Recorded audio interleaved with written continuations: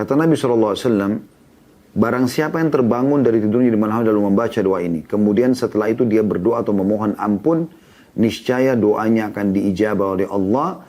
Dan jika bangun berwudu lalu mengerjakan sholat, maka niscaya sholatnya diterima oleh Allah. Ini hadisnya luar biasa ini, ya. Jadi kalau baca doa ini saja zikir, terkaget malam hari, walaupun Anda tidak tahu apa, Anda tidur lagi, maka Anda baca la ilaha illallah wahdahu la syarika lah, lahul mulku wa lahul hamdu wa huwa ala kulli syai'in qadir. Subhanallah, ya. Ya, alhamdulillah wa subhanallah wa la ilaha illallah Allah akbar wa la hawla wa la quwata illa billah. Itu kata Nabi SAW, siapa yang bangun baca ini, bangun saja belum buat apa-apa, maka akan diampuni dosanya yang lalu. Kalau dia berdoa akan diijabah, kalau dia sholat akan diterima.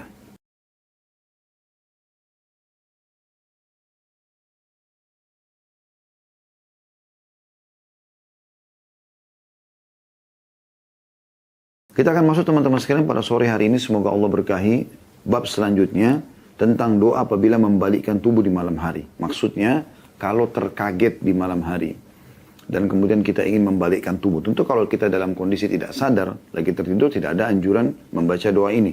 Tapi ini pada saat Anda terbangun, kemudian Anda merasa pegal tangannya, ingin membalik posisi, ya, maka Anda membaca ini, anjurannya ini. Nanti kita akan bacakan doanya, ya. Namun di sini teman-teman sekalian, ini menandakan subhanallah, kita memang harus selalu mengaitkan diri kita dengan Sang Pencipta Allah. Sampai kalau mau tidur berdoa kepada Allah, kaget saja tengah malam juga kembali zikir kepada Allah, bangun tidur pun zikir kepada Allah. Ya. Dianjurkan sekali kalau kita terkaget tengah malam, maka yang paling pertama zikrullah. Anjuran Nabi SAW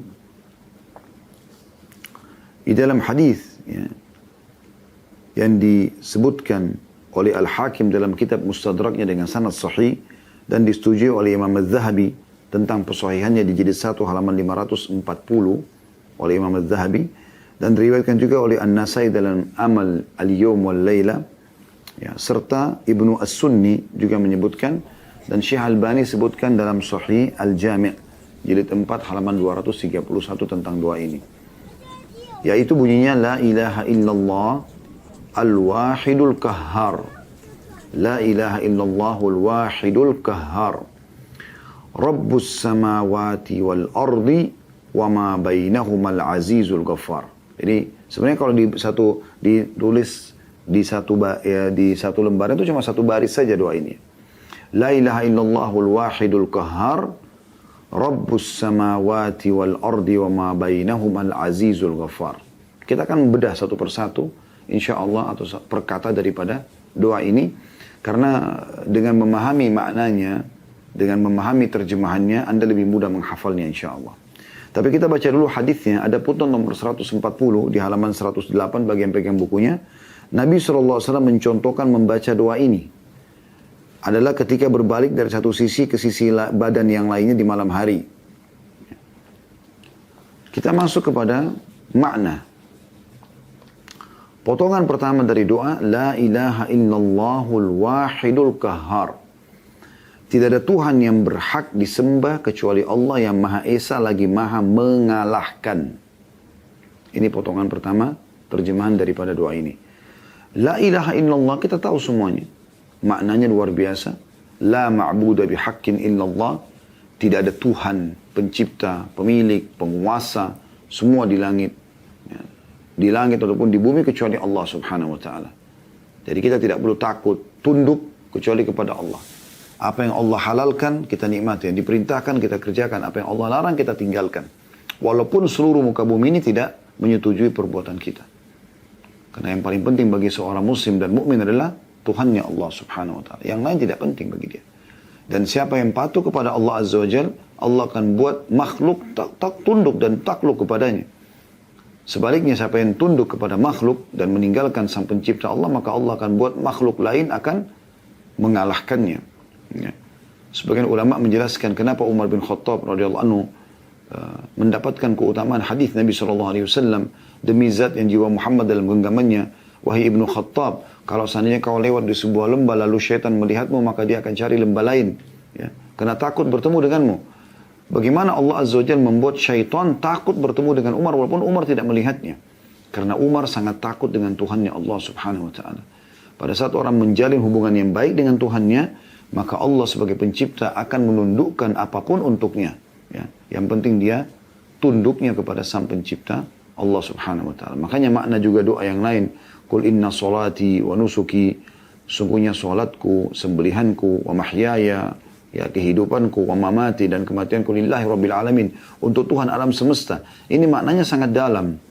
Artinya memang seseorang betul-betul ya mengembalikan segala sesuatunya kepada Tuhannya Allah subhanahu wa ta'ala.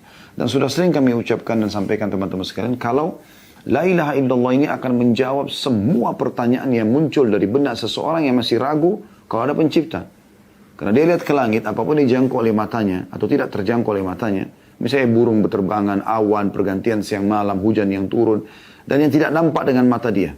Banyak sekali di langit sana yang mungkin para ilmuwan pun belum bisa melihatnya, walaupun dengan alat yang canggih karena jaraknya sangat jauh dari bumi.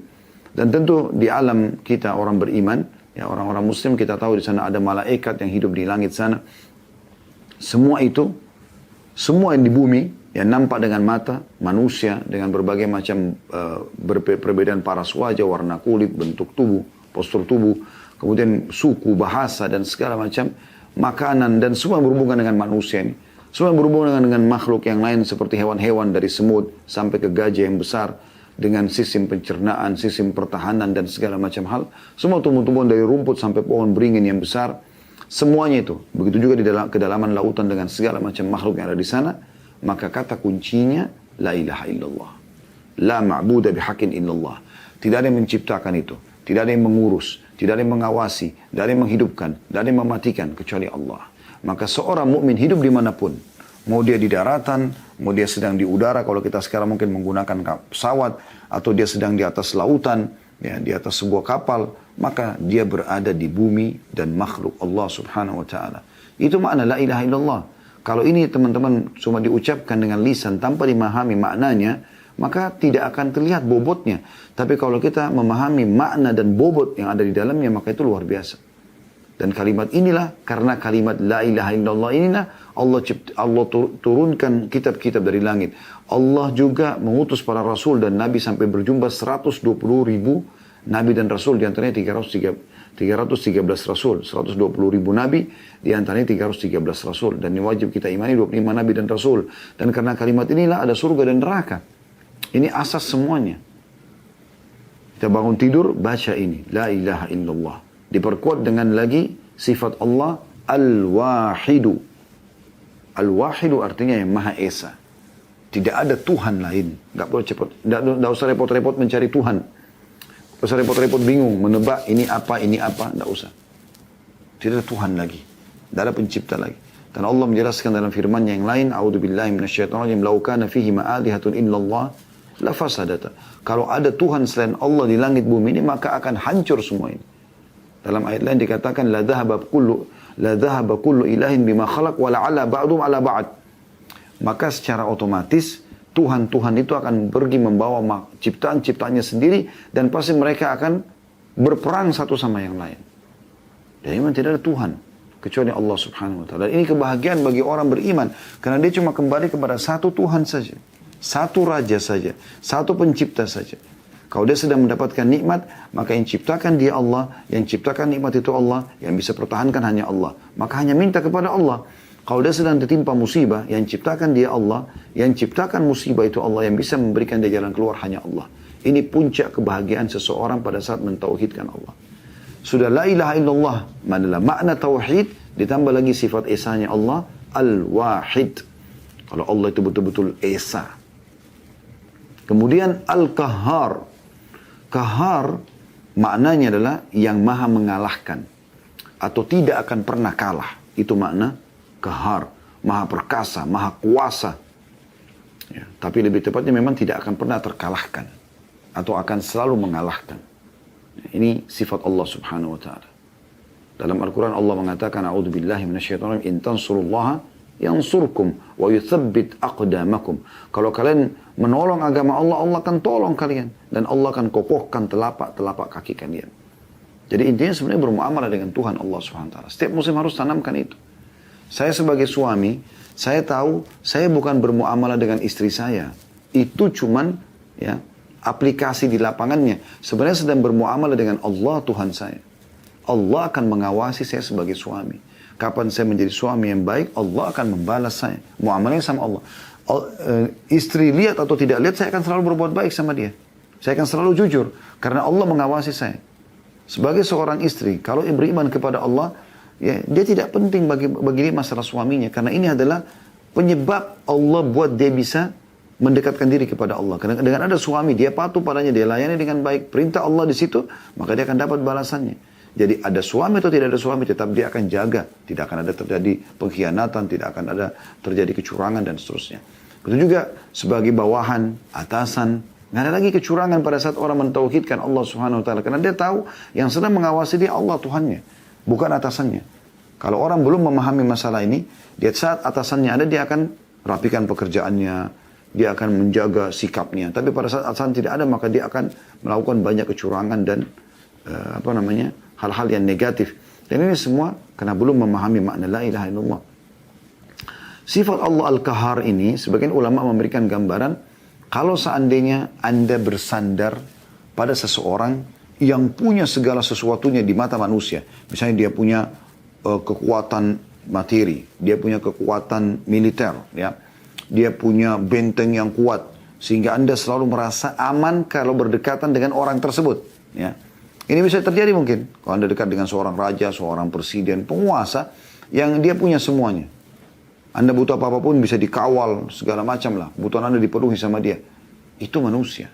Maka bagaimana seseorang muslim tidak memahami teman-teman kalau dia sedang bermuamalah dengan sang pencipta yang sebenarnya, yang punya sifat kahar. Allah mampu mengalahkan siapapun dan apapun. Ya. Dinukil sebuah kisah, seorang salaf melakukan perjalanan di malam hari, di masa lampau. Dan zaman itu orang coba mengandalkan cahaya matahari saja. Ya. Dia pun jalan, pas tiba malam, biasanya pada zaman itu, karena belum ada penerangan seperti kita sekarang, kalau orang tiba di malam hari, maghrib misalnya, dia ada di hutan, maka dia terpaksa nginap di situ. Tunggu besok terbit matahari, kemudian baru jalan. Karena gelap sekali. Dan mudaratnya lebih besar kalau dia berjalan gitu kan. Banyak hewan buas dan segala macam. Ada seorang salaf dulu dinukil kisah, melakukan perjalanan, kemudian tiba maghrib dia ada di tengah hutan. Maka terpaksa dia nginap di situ. Dia wudu dengan bekal air yang dia bawa, lalu dia sholat maghrib isya, lalu dia istirahat. Dia coba istirahat. Di awal malam, mungkin kalau kita jam 10, jam 11 malam, dia terbangun.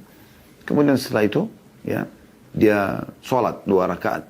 Dia ceritakan tentang dirinya pada saat dia selesai salam di 2 rakaat pertama, tiba-tiba depan mata dia bilang ada seekor harimau yang meraung dengan keras. Dan kelihatannya harimau ini sedang lapar. Ya.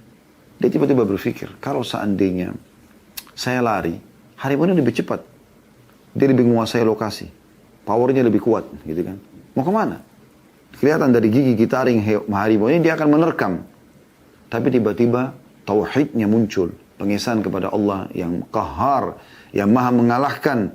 Maka dia tiba-tiba mengatakan, hai harimau, kalau seandainya Allah sang pencipta yang telah mengutus kau untuk memakanku, aku tidak akan melawan. Tapi kalau seandainya kau datang hanya untuk mengganggu ibadahku dengan Allah, maka aku akan minta kepadanya untuk menghancurkanmu. Tiba-tiba mata harimau yang melotot tadi giginya, taring yang terlihat, maka menjadi redup matanya, mulutnya ditutup, lalu kemudian meninggalkan orang soleh ini. Ini salah satu dinukil kisah seperti itu, dan ada ribuan kisah orang-orang yang telah mentauhidkan Allah SWT di mana Allah selamatkan mereka. Yang paling nyata kisah para anbiya, para nabi-nabi. Bagaimana mereka dibenci oleh kaumnya seperti Nabi Musa oleh Fir'aun, Nabi Ibrahim oleh Namrud, dan kemudian kaumnya Nabi Lut, kaumnya Nabi Shu'aib, kaumnya Nabi Saleh. Yang mereka kekar-kekar, mereka punya kekuatan, mereka segala macam, tapi Allah binasakan dan menjadi pelajaran. Ya. Dan Allah mengatakan, sudah berapa banyak kami binasakan kaum-kaum setelah Nuh. Ya. Sudah cukup banyak. Kenapa nggak ambil pelajaran? Ya. Tapi banyak manusia tidak memahami masalah ini. Maka bergantung kepada sang pencipta yang memiliki sifat Al-Qahar, yang maha mengalahkan, itu luar biasa. Ya. Sampai Umar bin Khattab lalu pernah mengatakan, aku pernah berselisih pendapat dengan Bilal di dalam masalah harta rampasan negeri Persia. Hukum asalnya, kalau jihad, pasukan jihad masuk dalam satu lokasi dan menang, maka lokasi itu akan menjadi harta rampasan perang untuk para mujahidin. Ya, dibagi 5 bagian, 1/5 diberikan untuk Allah dan Rasulnya, maksudnya dibagikan di jalan Allah, untuk fakir miskin segala macam, panglima perang yang lebih tahu, 4/5 dibagi untuk para mujahidin. Ya. Maka ini terjadi. Nah, waktu pasukan muslimin sekitar 30.000 orang dipimpin oleh Sa'ad bin Abi Waqqas radhiyallahu anhu menembus Persia. Persia wilayah yang sangat luas. Irak, Iran, sebagian Afghanistan, masuk semuanya. Luas sekali dan kaya sekali pada saat itu. Dan Nabi SAW sudah mengatakan segelintir dari sahabatku akan masuk ke istana putihnya Kisra. Ya, di Madain. Nama ibu kotanya waktu itu Madain. Intinya teman-teman sekalian, ya, menanglah pasukan pada saat itu. Dan akhirnya keputusannya ghanimah dibagi. Kalau ghanimah dibagi ini banyak sekali untuk para mujahidin. Umar bin Khattab punya keputusan lain. Dibagi sebagian lagi dijadikan seperti kerjasama dengan pemilik-pemilik tanah di situ. Karena tidak semua mujahidin mampu mengelola tanah-tanah yang ada. Tapi kalau pemilik-pemilik tanah itu mereka tahu mengelola kebunnya, mereka tahu mengelola peternakannya dan seterusnya. Maka Bilal sempat tidak setuju. Maka apa kata Umar bin Khattab? Aku pun meminta tolong agar terlunakkan hati Bilal kepada Tuhanku Allah. Dia pun sujud malam hari, kata Umar bin Khattab, belum tiba beberapa waktu kecuali Bilal sudah datang dan mengatakan aku ridho dengan hukum, dengan peraturan, dengan keputusanmu hai Amir Mukminin. Jadi banyak hal teman-teman sekalian. Bahkan Allah Subhanahu Wa Taala memerintahkan kita untuk bergantung padanya, walaupun pada hal-hal yang kecil. Ya. Walaupun pada hal-hal kecil, apa saja minta kepada Allah. Atau tanda kutip, bahasa lebih tepatnya kita disuruh bermanja dengan Allah. Sayangnya banyak orang tidak mau masalah itu. Mereka tidak mau ya menggantungkan nasibnya kepada Allah Subhanahu Wa Taala. Mereka lebih pikir untuk menggantungkan nasib pada manusia. Padahal Allah Subhanahu Wa Taala Maha Kuasa. Anda tahu Asmaul Husna, 99 nama Allah yang mulia. Semuanya berisikan dengan nama-nama dan sifat-sifat yang mulia. Ya. Allah itu Maha Baik, Maha Sempurna, Maha Perkasa, dan seterusnya. Ini potongan pertama dalam doa La ilaha illallahul wahidul qahar. Saya yakin setelah kita terjemahkan ini dan juga menjelaskan maknanya, Anda lebih mudah menghafalnya. La ilaha illallahul wahidul qahar. Sudah tahu la ilaha illallah maknanya tadi, sudah tahu al-wahid esa dan al-qahar yang maha mengalahkan. Potongan kedua dari doa, Rabbus samawati wal ardi wa ma bainahumal azizul ghaffar. Rabb artinya pencipta. Ya. Pemilik, penguasa, itu Rabb. Seperti kalau Anda bilang, Rabbi gufirli, wali walidayya. Ya Allah, wahai penciptaku, pemilikku, penguasaku, yang memberikan aku rezeki, yang menghidupkan aku, yang mematikan aku, ampunilah aku dan kedua orang tuaku. Itu Rabb. Ya. Kita bilang, Alhamdulillahi Rabbil Alamin. Segala puji bagi Allah, Tuhan, pemilik, penguasa, ya, yang mengatur, yang menghidupkan, yang mematikan alam semesta ini. Kita bilang di sini potongan kedua, Rabbus samawat. Tuhan dan pencipta dan pengawas, pengurus semua langit-langit ini. Wal ard. Dan bumi. Wa ma bainahuma, dan apa yang ada di antara keduanya. Al-Azizul Ghaffar. Zat yang maha mulia atau maha perkasa, ya, dan maha pengampun.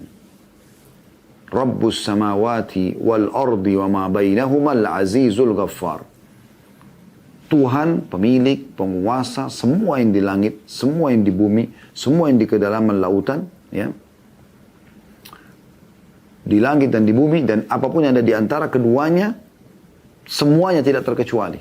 Ya malam, ya siang, ya hujan, ya hewan-hewan yang berterbangan di udara, hewan-hewan yang melata di atas bumi, yang di dalam lautan, semuanya. Allah Rabbnya, pemiliknya, penguasanya, yang menciptakan, yang mengurus. Dalam firman Allah SWT yang lain, A'udzubillahi minasyaitonir rajim, wa ma min dabbatin illa 'ala Allahi rizquha wa ya'lamu mustaqarra wa mustawda'aha kullun fi kitabim mubin. Tidak ada hewan melata di atas bumi, ya, kecuali Allah yang sudah mengatur rezekinya dan juga tempat-tempat tinggalnya. Semua itu sudah tercatat dalam kitab yang jelas. Maksudnya adalah Lauhil Mahfuz, ya. Jadi semua yang di langit, semua yang di bumi Allah pemiliknya. Dan apa pun di antara keduanya, angin, awan, dan seterusnya. Lalu ditutup dengan dua sifat mulia, Al-Azizu, Al-Ghaffar. Rabbus samawati wal ardi, wa ma bainahuma al-Azizul Ghaffar. Al-Aziz artinya perkasa, mulia. Ya. Biasanya kalau ada orang yang punya kedudukan, diistilahkan dengan Aziz. Kalau Anda lihat dalam surah Yusuf tentang wanita yang menggoda Yusuf, wamra'atul aziz, ya, dikatakan begitu. Dan istrinya si Aziz. Bukan Aziz ini maksudnya adalah namanya dia Aziz, tapi maksudnya tokoh masyarakat di Mesir, rajanya pada saat itu. Disilakan dengan Aziz. Nah itu sifat Allah subhanahu wa ta'ala. Biasanya orang Arab juga mengatakan izzatun nafs, kemuliaan jiwa. Ya, kemuliaan jiwa gitu ya. Baik, di sini dikatakan Allah itu Aziz. Lebih tepatnya Maha Perkasa di sini atau Maha Mulia. Tidak ada sesuatu yang Allah butuhkan dari makhluknya. Kembali juga sifat Aziz kepada akhir surah Al-Ikhlas. Walam yakul lahu kufuwan ahad. Dan Allah tidak pernah butuh pada siapapun. Ya. Itu Aziz, mulia. Allah SWT Maha Perkasa dan tidak ada yang bisa mengalahkan juga sebagaimana dijelaskan tadi di situ. Makna sebelumnya ya.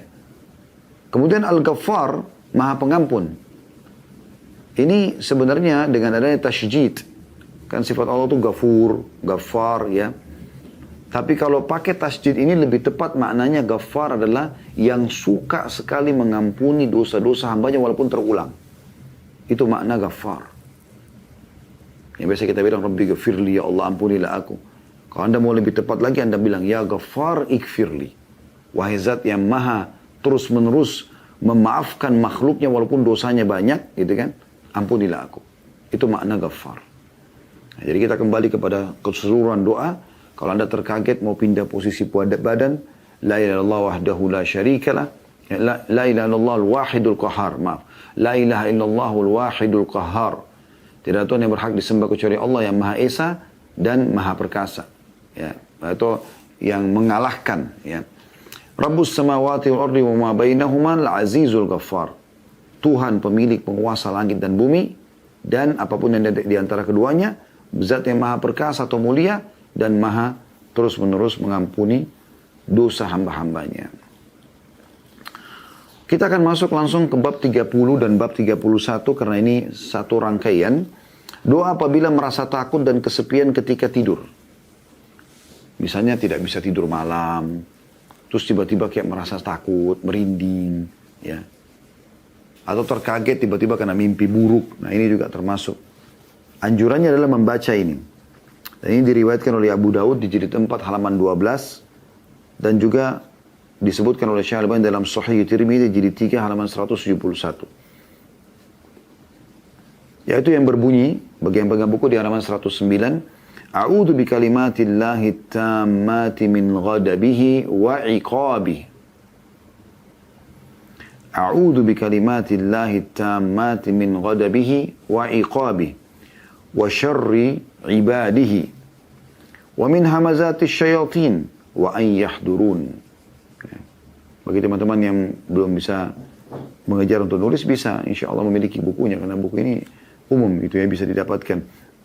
Dan kalau agak berat membawa bukunya, bisa difoto di handphone sehingga diletakkan di, biasanya orang bisa meletakkan handphone di dekat samping ranjang ya, jadi dia bisa lebih tahu, lebih mudah insya Allah. Dan ini sekali dua kali, kalau sudah dipraktikkan 3 kali, 4 kali, seminggu lah, sepekan insya Allah sudah terbiasa nanti. Ini doa mulia sekali teman-teman sekalian. Saya langsung bacakan dulu terjemahannya. A'udzu bi kalimatillahi tammati min ghadabihi wa iqabi. Aku berlindung dengan kalimat-kalimat Allah yang sempurna. A'udzu bi kalimatillahi. Aku berlindung dengan kalimat-kalimat Allah tammat yang maha sempurna min ghadabihi, dari murkahnya, kemarahan Allah. Wa iqabi, dan hukumannya atau siksaannya. Wa syarri ibadi, juga dari kejahatan hamba-hambanya. Wa min hamazati syayatin, dan dari bisikan-bisikan syaitan yang membuat takut. Wa ayyahdurun, serta jangan sampai dia hadir. Syaitannya hadir maksudnya. Ya. Doa ini teman-teman sekalian, seperti tadi kita akan bedah, atau seperti biasa kita akan bedah. Potongan pertama, A'udzu bi kalimatillahi tammati min ghadabihi wa iqabihi. Aku berlindung dengan kalimat-kalimat Allah yang maha sempurna dari kemurkahannya dan hukumannya. Ya, berarti dari doa ini kita bisa pahami teman-teman sekalian, kapan seseorang itu tidak bisa tidur nyenyak. Berarti ada sesuatu yang dia lakukan yang bisa mengundang murkanya Allah dari maksiat. Tidak ada orang beriman itu susah tidur, itu nggak ada insya Allah. Selama dia beriman kepada Allah subhanahu wa ta'ala, dia mengerjakan perintah pada hari itu, dia jauhi larangan semaksimal mungkin, dia tidak akan gelisah. Orang beriman itu mudah sekali untuk istirahat. Apalagi di malam hari, karena mereka akan gunakan untuk sholat tahajud. Ya. Jadi kalau ada orang yang sulit tidur di malam hari, kecuali dia punya penyakit, itu berbeda. Kita bicara sekarang idealnya, orang itu tidak punya penyakit. Harusnya dia tidak masalah dengan tidurnya. Harusnya. Orang beriman itu tinggal zikir tidur. Ya. Karena itu bagian daripada memberikan hak jasad. Kalau masih ada yang suka mimpi buruk, ada orang yang susah tidur, ini tanda tanya. Ada apa? Perbuatan dosa apa yang dia lakukan? Harusnya tidak ada masalah dengan ini. Oleh karena itu pada saat kita tidak bisa tidur gelisah, yang pertama kita berlindung adalah dari kemurkaan Allah dan hukumannya. Karena pasti ada dosa di situ, nggak mungkin. Tidak mungkin itu tidak. Anda pernah dengar bagaimana Umar bin Khattab tidur di atas padang pasir, di bawah sebuah pohon. Ali bin Abi Thalib juga pernah tidur di masjid, di atas tanah. Para mujahidin, para sahabat pergi jihad, mereka tidur biasa. Tidak ada masalah dengan tidur mereka itu. Bahkan kalau Anda lihat perang Badr, ya, itu Allah subhanahu wa ta'ala menurunkan gerimis pada saat itu, mereka tertidur di malam itu. Karena Allah ingin mereka istirahat. Sementara di sisi gunung tempat perang Badar itu, tempat orang kafir turun hujan deras sehingga membuat mereka tidak bisa tidur malam itu. Mereka begadang. Ya. Mereka begadang tidak bisa tidur. Akhirnya besok mereka letih pada saat mau berperang. Dan baju-baju mereka jadi basah kuyup. Jalan mereka becek, mereka susah melangkah. Sementara kaum muslimin, mereka bisa istirahat dengan tenang malam itu. Jadi tidur tanda-tanda kekuasaan Allah SWT. Harusnya bisa tidur. Kalau tidak bisa tidur berarti tanda tanya. Ada masalah apa Anda tidak bisa tidur? Itu kan karunia Allah Subhanahu Wa Taala, nikmat. Kenapa Anda tidak bisa nikmati? Ini jadi tanda tanya. Ya, makanya subhanallah justru acara-acara syaitaniyah, diskotik, baru malam hari memang. Bagi orang-orang susah tidur, begadang. Ini nggak masuk akal ini semua. Ya. Makanya pertama sekali Anda baca, kalau tidak bisa tidur, minta ini. A'udhu bi kalimatillahi tammati min ghadabihi wa iqabihi. Aku berlindung dengan kalimat-kalimat Allah yang maha sempurna dari kemurkaan Allah. Allah lagi marah berarti ini. Masalahnya itu. Ya. Dan siksaannya. Para salafus saleh teman-teman sekalian, kalau jalan kaki mereka kesentuh batu saja, maka mereka sudah mengatakan atau membaca kalimat istirja. Inna lillahi wa inna ilaihi raji'un. Kami milik Allah, kami akan kembali kepada Allah. Mereka langsung bermuhasabah. Anda pernah dengar bagaimana dalam Al-Quran digambarkan Nabi Daud AS, Allah uji, Allah lemparkan bangkai di depan singgasananya. Langsung beliau tersungkur. Tidak mau mengangkat kepalanya sampai dipastikan Allah sedang tidak murka padanya. Nabi Muhammad SAW pada saat mendung, ya, kalau lagi mendung, beliau gelisah, mondar-mandir, gelisah. Sampai Aisyah pernah berkata dalam riwayat yang sahih, ya Rasulullah, kenapa Anda seperti ini? Ada masalah apa? Ini mendung, mungkin bisa hujan. Kata Nabi SAW, wahai Aisyah, apa jaminannya kalau di belakang mendung ini mungkin ada siksa? Sampai hujan jelas turun, udah jelas-jelas hujan bukan siksaan barulah. Karena banyak kaum-kaum sebelum kita, ya Allah binasakan begitu. Mendung, mereka kira itu adalah nikmat, hujan akan turun, ternyata yang turun adalah azab.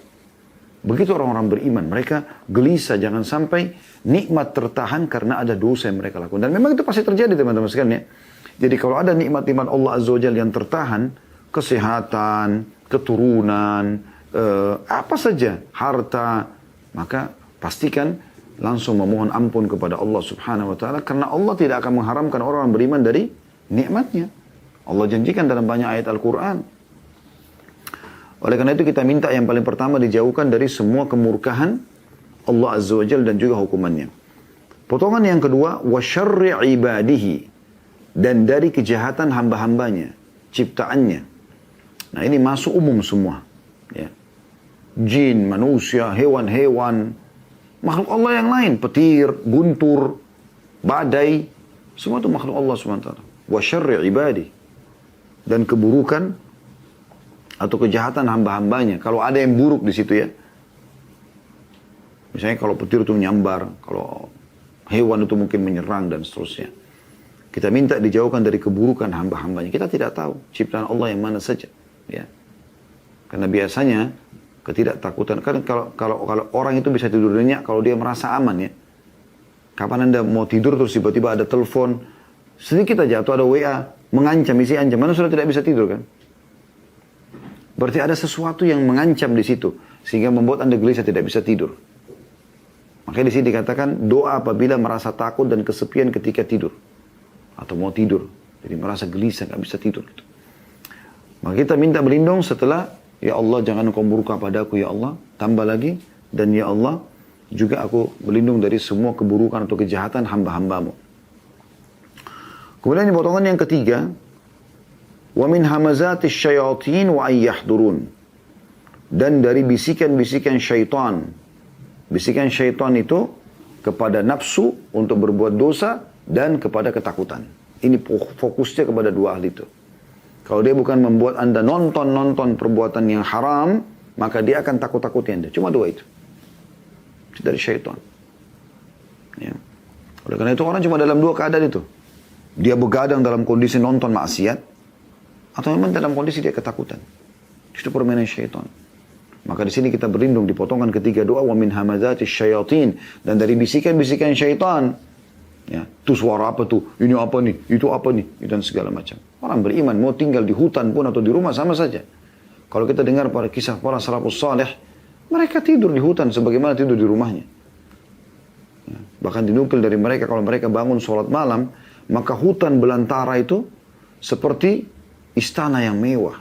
Rumput liar yang mungkin ada hewan-hewan di situ, ada serangga-serangga yang berbahaya bagi dia, itu seperti karpet yang mewah. Gelap itu seperti terang benderang bagi mereka. Dan mereka sholat malam tanpa terganggu sedikit pun. Kemudian juga jangan sampai syaitan-syaitan itu hadir. Ini menandakan memang syaitan juga hadir dalam kehidupan kita. Ya, tapi kita tidak bisa lihat kehadiran mereka. Tapi memang mereka hadir. Makna ayyahdurun, hadar, artinya hadir. Indonesia juga mengambil itu ya, bahasa hadir. Berarti dia hadir. Dia ada, nampak. Bukan nampak, maksudnya hadir bersama kita. Bukan nampak. Penampakan ini hanya sebagian orang yang memang sudah dikuasai jiwanya. Kalau orang yang tidak dikuasai jiwanya sama syaitan, mudah-mudahan tidak akan pernah. Kecuali syaitan itu menjelma seperti kasus yang datang pada Abu Hurairah. Tapi kalau penampakan syaitan sendiri itu tidak akan pernah. Allah sudah ya, melarang mereka untuk menampakkan diri. Atau tidak memang diizinkan untuk menampakkan diri ya, kepada manusia. Gitu. Nah ini potongan doa yang kita baca pada saat kaget ya, dan takut. Misalnya gelisah, nggak bisa tidur. Jadi kita bagi menjadi 3 bagian ya. A'udzu bikalimatillahi tammati min ghadabihi wa iqabi. Ini yang pertama kita mohon agar jangan sampai Allah murka dan menyiksa kita. A'udzu bikalimatillahi tammat, aku berlindung kepada Allah dengan kalimat-kalimat yang sempurna min ghadabihi, dari murkahnya Allah, wa iqabi, dan hukumannya. Kemudian setelah itu kita berlindung dari semua keburukan hamba-hamba Allah, wa syarri ibadih. Lalu yang ketiga terakhir kita minta berlindung dari syaitan, wa min hamazatis syayatin wa ayyahdurun. Dan dari bisikan-bisikan syaitan dan jangan sampai mereka hadir. Kemudian yang ke-31 teman-teman sekalian adalah apa yang disunnahkan diperbuat oleh orang yang bermimpi buruk atau ngigau. Ya. Di sini langsung Syekh Sa'id atau Syekh Sa'ad tepatnya, Syekh Sa'id ya, menyusun beberapa poin saja langsung. Jadi kalau Anda terkaget karena mimpi buruk, ketakutan, mendengar suara ya, bising yang tidak biasa gitu. Maka yang pertama beliau mengatakan meludah ke sebelah kiri 3 kali. Meludah ini maksudnya meniup ya. Bukan meludah besar, tapi meniup. Itu diambil dari hadis riwayat Muslim jilid 4 halaman 1772. Diriwayatkan Imam Muslim jilid 4 halaman 1772. Ya, perintah Nabi SAW agar meludah 3 kali ke sebelah kiri. Yang kedua, memohon perlindungan kepada Allah dari godaan syaitan dan keburukan mimpinya. Ya, A'udzubillahi minasyaitonirrajim. Jadi Anda bisa gabungkan A'udzubillahi minasyaiton lalu meludah ke sebelah kiri 3 kali dengan meniup ya. Ini hadis diriwayatkan Muslim jilid 4 halaman 1772 sampai 1773. Jadi lanjutan sebenarnya ini. Jadi bisa digabungkan baca isti'adzah A'udzubillahi minasyaitonirrajim sambil meludah 3 kali sebelah kiri. Yang ketiga, tidak menceritakan mimpinya kepada orang lain. Tidak boleh cerita mimpi buruk. Diriwayatkan Imam Muslim jilid 4 halaman 1772. Jadi sama di halamannya hadis-hadis ini atau penyampaian tentang ini dalam riwayat Muslim semuanya. Sampai pernah ada sahabat mengatakan, ya Rasulullah, saya mimpi kepala saya copot, lalu tergelinding, lalu saya mengejar-ngejarnya. Kata Nabi SAW, janganlah seseorang dari kalian menceritakan permainan syaitan terhadap diri dalam mimpinya. Kalau mimpi itu bagus, baik, menggembirakan, ceritakan, tidak masalah. Ya. Boleh menceritakan mimpi yang baik. Bahkan kata Nabi SAW, mimpi yang baik atau ru'ya sadiqah, ya, itu adalah bagian daripada 40 cabang mukjizat kenabian gitu. Dan dalam mendekati akhir zaman atau hari kiamat, kata Nabi SAW, mimpi-mimpi orang beriman hampir semuanya benar. Dalam arti kata mimpi di sini, mimpi baik ya. Mimpi melihat dirinya ke Ka'bah, tawaf, mimpi ketemu sama Nabi Muhammad SAW. Kalau betul dia boleh dia berbohong di sini ya, atau dia mimpi sedang sujud, ya, dia mimpi masuk dalam surga dan seterusnya. Ini adalah hal-hal yang baik gitu. Tapi kalau buruk jangan diceritakan. Yang keempat, membalikkan tubuh atau mengubah posisi tidur dari posisi ketika ia bermimpi tersebut. Umumnya orang kalau mimpi buruk ini tengkurap atau balik kiri. Ini umumnya terjadi. Kalau orang menjalankan sunnah Nabi SAW, tidur balik sisi kanan, insya Allah tidak akan ada masalah. Dengan izin Allah SWT tidak akan ada masalah. Tapi kebanyakan orang tidak seperti itu. Ya, mereka ya mimpi-mimpi buruk ini tengkurap, karena ini cara tidurnya ahli neraka, wa na'udzubillah, cara berbaringnya ahli neraka, atau dia balik sebelah kiri. Dan kita dianjurkan kan balik sisi kanan dengan meletakkan telapak tangan di bawah pipi kanan. Dan tadi sudah kita ajarkan atau kita bacakan teman-teman sekalian doa kalau kita membalikkan diri ya. La ilaha illallahul wahidul qahar ya. Tadi sudah kita baca Rabbus samawati wal ardi wa ma bainahuma al-azizul ghaffar ya. Yang terakhir, yang kelima, berdiri dan melaksanakan sholat bila mau ya. Ini semua diriwayatkan Imam Muslim di jilid yang sama, jilid 4, halamannya juga 1772 sampai 1773 ya. Dan ini jauh lebih baik kalau dia bangkit kemudian dia sholat. Baik teman-teman sekalian, kita akan coba menambahkan faedah yang bisa kita ambil. Tentu di luar daripada kitab atau buku yang sedang kita bedah. Kita akan coba ngambil faedah yang disampaikan atau ada hadis yang lain berikut faedahnya ditulis oleh Syekh Abdul Razak bin Abdul Muhsin Al-Badr hafizahullah, salah satu ulama yang hidup sekarang di Saudi dan menjadi tenaga pengajar tetap di Masjid Nabawi. Dan ini diambil dari Fiqhu Ad-Di'iyah wal Adhkar ya. Ada buku beliau fikih doa-doa dan juga zikir. Di tepatnya di halaman 3, di jilid 3 halaman 80. Ada sebuah hadis yang sahih yang menjelaskan barang siapa yang terkaget di malam hari, maknanya begitu ya. Kemudian dia membaca ini. La ilaha illallah wahdahu la syarikalah. Lahul mulku wa lahul hamdu wa huwa ala kulli syai'in qadir. Alhamdulillah wa subhanallah wa la ilaha illallah wallahu akbar wa la hawla wa la quwata illa billah. Jadi 3 zikir digabungin ya. La ilaha illallah wahdahu la syarikalah, lahul mulku wa lahul hamdu ya, wa huwa ala kulli syai'in qadir. Ini zikir. Kemudian ya, kita membaca alhamdulillah wa subhanallah wa la ilaha illallah Allah akbar. Biasanya kan kita baca subhanallah alhamdulillah wa la ilaha illallah Allah akbar. Di sini dimulai dengan alhamdulillah wa subhanallah wa la ilaha illallah Allah akbar. Yang ketiga, wa la hawla wa la quwata illa billah. Nah, 3 zikir ini teman-teman sekalian kita terjemahkan dulu. La ilaha illallah wahdahu la syarikalah, tidak Tuhan yang berhak disembah kecuali Allah dan tidak ada sekutu bersamanya. Lahul mulk, miliknya lah segala kerajaan.